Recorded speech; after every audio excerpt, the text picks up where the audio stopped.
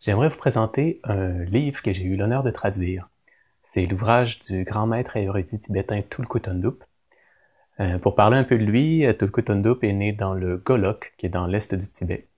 Et à l'âge de 5 ans, sa vie a basculé du tout au tout lorsqu'il a été reconnu comme la réincarnation d'un grand maître spirituel qui était un célèbre érudit et un pratiquant accompli, affilié au monastère de Dodrupchen. Tulku Thondup a donc grandi auprès de certains maîtres spirituels remarquables. Il a été formé dans un des grands centres d'études du pays. En 1958, il avait tout près de 20 ans à peine, il a fui le Tibet pour s'installer en Inde, où il est resté pendant environ 22 ans. Il a notamment enseigné la langue et la culture tibétaine dans certaines grandes universités indiennes. Au début des années 1980, chercheur invité à Harvard, la célèbre université, il est allé s'établir à Cambridge, au Massachusetts, où il habite toujours. Il a écrit de nombreux livres et traduit d'importants textes classiques. Ses œuvres sont d'ailleurs régulièrement citées dans les ouvrages sur le bouddhisme Nyingma. The Heart of Unconditional Love, qui a été publié en fait il y a quelques années en langue anglaise, est assurément l'une de ses œuvres les plus importantes.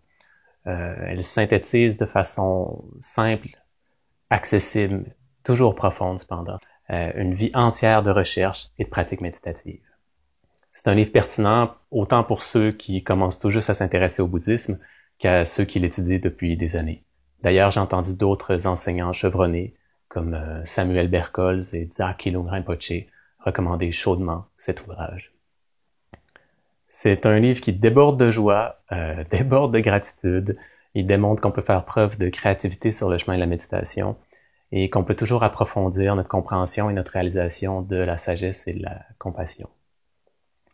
Maintenant, si on regarde le titre, la puissance de l'amour inconditionnel, qu'est-ce que l'amour inconditionnel? Déjà, c'est un amour impartial, qui est pleinement ouvert, radieux. C'est un amour inconditionnel dans la mesure où il ne dépend pas de nos concepts et de nos perceptions ordinaires, comme ceux d'affinité, de parenté, d'animosité. C'est aussi lié à la clarté, dans la mesure où l'amour sans borne désencombre notre vue de tous les préjugés. Enfin, l'amour inconditionnel est à la fois le chemin et la destination, dans la mesure où c'est une porte qui donne accès à notre sagesse innée et à une ouverture fondamentale. On peut également considérer que c'est une des 3 qualités principales des Bouddhas. Parlant de Bouddha, ce livre-ci propose une méditation axée sur Avalokiteshvara, le Bouddha qui représente l'amour et la compassion. L'idée est qu'on devient ce qu'on contemple. L'objet de notre contemplation transforme notre esprit, qui transforme en retour notre perception et notre expérience du monde. C'est, dirions-nous, un cercle harmonieux. Imaginons que, pour donner un exemple, imaginons qu'on regarde une fleur et qu'on la laisse nous emplir de joie. Cette joie peut ensuite irradier autour de nous et changer tranquillement l'ambiance autour de nous. Évidemment, ça, en général, ça dure pas très longtemps. Les choses sont impermanentes, comme on le sait bien, et notre esprit est inconstant, capricieux. Mais avec un peu d'effort, avec une pratique méditative assidue et avec une juste compréhension philosophique, on peut prolonger et amplifier ces bienfaits. Et c'est d'autant plus vrai quand on choisit pas seulement n'importe quel objet, mais un objet qui représente les qualités éveillées ou les qualités de l'éveil. Dans ce cas-ci, Avalokiteshvara, un Bouddha qui a aidé d'innombrables êtres à traverser un océan de souffrance et de confusion. Cette méditation, simple mais toujours profonde, peut donc s'apparenter à un bain de soleil. C'est comme si on absorbait la chaleur, puis ensuite elle se propage autour de nous. Cette pratique permet donc de cultiver la bienveillance en soi et autour de soi. Si on se demande quoi faire pour faire notre part pour la paix dans le monde, bien c'est un bon point de départ. À noter cependant que dans le bouddhisme, le recours à des supports de méditation ne relève pas de l'idolâtrie. C'est-à-dire que le bouddhisme est une tradition non théiste. Et donc la perception qu'on a de la prière est fondamentalement différente de ce qu'on trouve dans les traditions théistes. n'en reste pas moins que vous pouvez tout à fait apprécier les ouvrages de Tulku Thondup si vous êtes chrétien, juif ou issu de n'importe quelle autre tradition en fait. Et d'ailleurs, on se rend vite compte que l'auteur éprouve le plus sincère respect pour toutes les traditions spirituelles, toutes les lignées de sagesse et toutes les pratiques qui favorisent l'amour, la tolérance et la compréhension. Ce livre contient aussi des exercices de guérison. La guérison de l'esprit, la guérison du corps également. Bon, d'une part, le Bouddha a dit que l'esprit est comme un grand précurseur, si vous voulez. C'est-à-dire que notre esprit influence notre parole, nos actions, et il donne une direction à notre vie. On s'en rend bien compte. Et on voit bien que c'est avant tout l'esprit qui fait l'expérience du monde, comme le montrent les exemples de gens qui subissent d'immenses douleurs physiques, mais qui demeurent paisibles, ou les exemples de gens qui vivent au contraire dans l'abondance, avec des corps remarquables et beaucoup d'argent, et qui sont malheureux.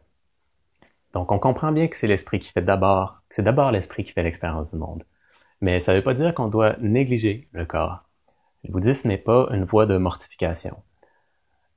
Shantideva, l'auteur d'un grand classique du bouddhisme Mahayana, l'auteur du Bodhicharyavatara, qu'on traduit parfois par la marche vers l'éveil, dit qu'on ne doit pas être omnubilé ou trop préoccupé par le confort et par les plaisirs du corps.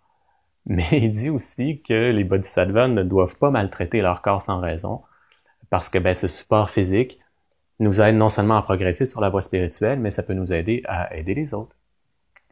Donc, prendre soin de son corps sans tomber dans l'obsession, c'est important, et puis c'est d'autant plus merveilleux si on peut apprendre à guérir autrui, ne serait-ce qu'en instaurant des conditions propices à une certaine détente.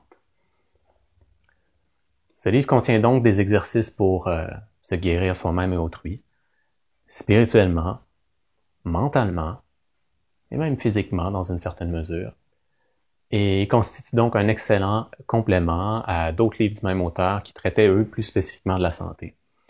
Mais l'un des sujets principaux de ce livre, ce n'est pas tout à fait la santé. Le sujet principal est plutôt la bienveillance. Et ici, la façon de cultiver cet amour vraiment inconditionnel passe par la dévotion. Maintenant, la dévotion, c'est un sujet qui met parfois des tas de gens mal à l'aise en Occident, surtout si on s'est éloigné d'une religion théiste. Mais en fait, comme l'explique brillamment l'auteur, il ne devrait pas y avoir quoi que ce soit de particulièrement exotique ou choquant dans la dévotion. On pourrait même dire qu'on fait tous preuve de dévouement, à tout le moins, dans notre vie. C'est-à-dire qu'on est dévoué à notre travail, on est dévoué à notre famille, on est dévoué à des projets qui nous tiennent à cœur. Donc, bien sûr, il y a une nuance, mais dans tous les cas, la dévotion dans le bouddhisme, ce qui est important de comprendre, c'est qu'elle ne doit pas se limiter à une personnalité. C'est-à-dire que l'idée est de ressentir une véritable appréciation pour les qualités de l'éveil. Plus on sait reconnaître et apprécier la sagesse et l'amour véritable, plus on s'en imbibe. L'éveil ne s'atteint pas seulement par osmose, il faut bosser, mais c'est un chemin sur lequel on découvre de plus en plus de joie, comme le démontre à merveille l'œuvre et la vie de Tulku Thondup Rinpoche. Donc pour résumer, c'est un livre qui est facile à lire, très axé sur la pratique, puis il nous offre des moyens pour cultiver la sagesse, la force intérieure, et plus particulièrement l'amour inconditionnel, par le chemin de la dévotion et de l'appréciation. Il résume les points essentiels de tous les différents véhicules du bouddhisme de façon parfaitement unifiée. Donc, où que vous soyez sur la voie, vous pourrez toujours lire quelques pages et trouver des conseils judicieux et des encouragements propices. Merci et je vous souhaite une bonne lecture.